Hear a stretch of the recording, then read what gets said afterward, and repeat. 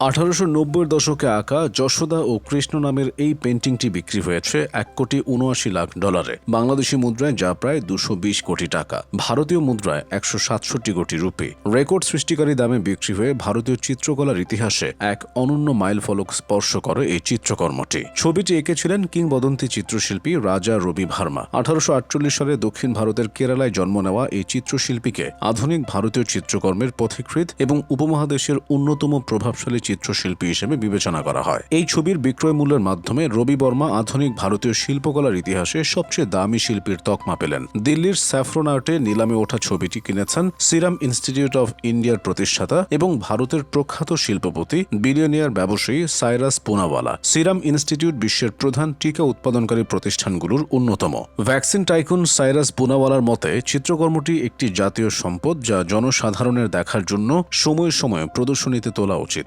মানুষকে এটি দেখার সুযোগ করে দিতে আন্তরিকভাবে চেষ্টা করবেন তিনি। রাজা রবি বর্মা যখন তার ক্যারিয়ারের মধ্য গগনে ছিলেন, তখন এই ছবিটি আঁকেন। ছবিতে পুরাণের একটি মুহূর্ত ফুটে উঠেছে, যেখানে শিশু কৃষ্ণ তার মা যশোদার আঁচল ধরে মনোযোগ আকর্ষণের চেষ্টা করছেন, আর মা গৃহকর্মে ব্যস্ত।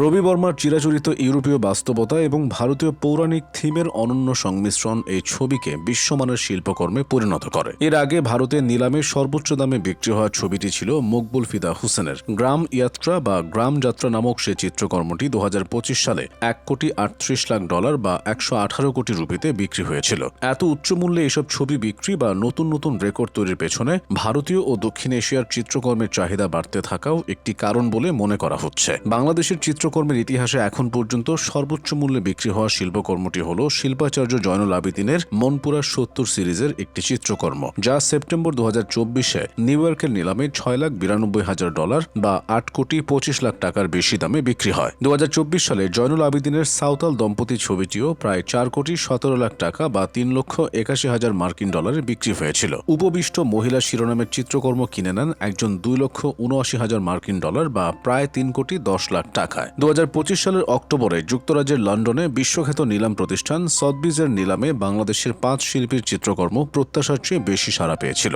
শিল্পাচার্য জয়নুল আবেদিন, শহীদ কবির, মোহাম্মদ কিবরিয়া, রশিদ চৌধুরী ও কালিদাস কর্মকারের মোট 7টি চিত্রকর্ম বিক্রি হয়। 1960 সালে কাগজের উপর জলরঙে আঁকা শিল্পাচার্য জয়নুল আবেদিনের চিত্রকর্ম বিক্রি হয় $50,800 বা প্রায় $85,00,000 টাকায়, যেখানে আয়োজকদের সর্বোচ্চ প্রত্যাশা ছিল $15,000 থেকে $20,000। শহীদ কবিরের 3টি চিত্রকর্ম বিক্রি হয় $53,340 বা প্রায় $87,500,000 টাকায়। নিলামের আগে প্রাথমিকভাবে ধারণা করা হচ্ছিল সেগুলো $7,500 থেকে $9,500 বিক্রি হতে পারে। বোর্ডের টেম্পেরায় আঁকা পেন্টিং তিনটির নাম মসজিদ, লালন ও মন্দির, সাদা ঘোড়ার উপরে লালন এবং কালের যাত্রা মঞ্চ।